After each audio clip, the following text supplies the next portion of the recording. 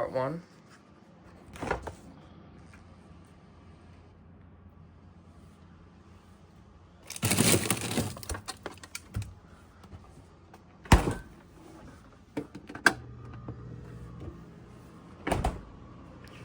And just wait a while.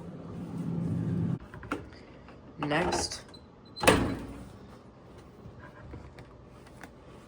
want to wash it off after that.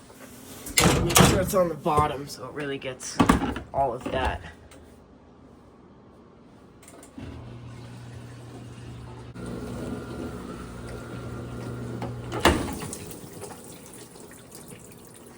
You want to kind of make it so it gets more, you know, like not just on the bottom.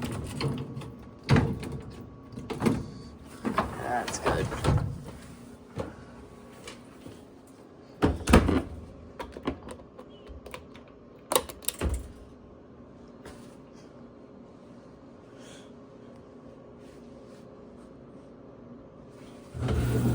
After we took it out of the dishwasher, it really has to be dried.